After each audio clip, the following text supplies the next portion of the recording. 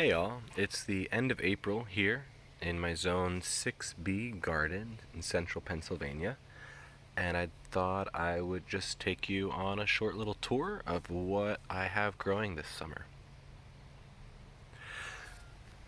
Just to start here around the pond, I hand dug this pond last summer, and I wanted to find some plants that would kind of cover these rocks a little bit and drape over the edges. So inside I have some watercress growing, which is beautiful peppery taste. I've really enjoyed eating it, but I haven't harvested very much yet. I'm still trying to let it just take over the pond.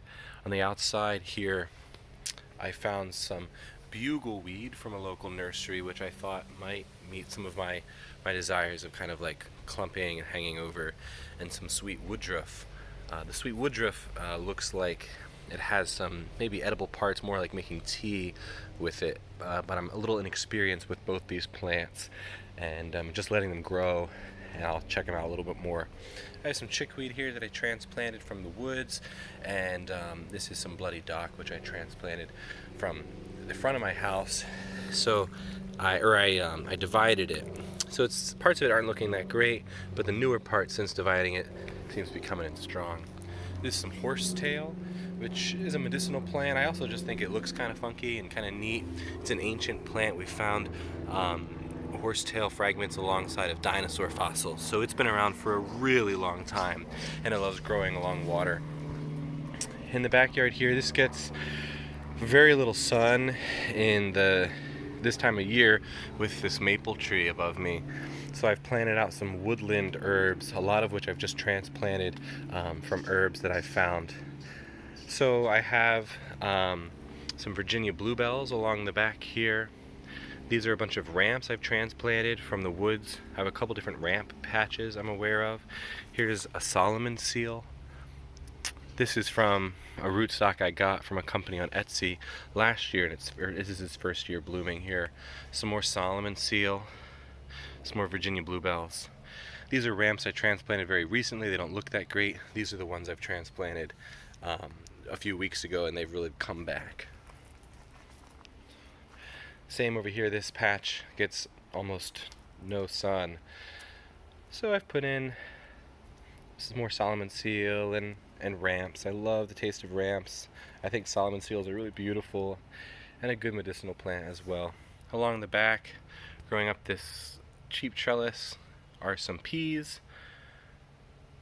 I don't know if these will do well. It was a lot sunnier here when I first planted them, but they've been slow to get going. The ones up here should get a lot more sun though. I have some black currant cuttings that I've got from Edible Acres up in New York. I have a couple of them all over. Some of them don't look like much is going on, but I'm going to leave them in the ground through the year, and why not? About half of them have sprouted some leaves, and they look like they're doing good. These are brand new to me, but I'm really excited about the potentiality here. This is a columnar apple tree. It should grow to be about 6, maybe 8 feet tall, and look pretty much just like this. It looks like a stick sticking out of the ground, a 6-foot tall stick covered in leaves, and in a year or two here it should also be covered in apples, which is unbelievable to me, just to see a stick covered in apples. And it seems like a really great way to get a lot of fruit in a small space. So I'm excited to test it out. Some yarrow I transplanted from a local field. I have some honeyberries. I have maybe 4 honeyberries total scattered throughout the property. I'm really excited about these. I got these from onegreenworld.com, and I'm really excited. These are some of the earliest producing berries that you can get for your garden. So I'm excited to get some berries maybe next year. A bunch of garlic. This is gooseberry I got from a local nursery. Some giant elephant garlic surrounding another pear tree, or one of 3 pear trees on the property. A yastaberry bush. Here's one of the Edible Acres cuttings that has some leaf work going on in it. some lavender, and I have some kale around. This is non-perennial kale. Um, this is annual kale, of course, but um, I'll plan out some perennial kale here shortly. Some Egyptian onion, walking onion, which I've fenced off to protect from the squirrels.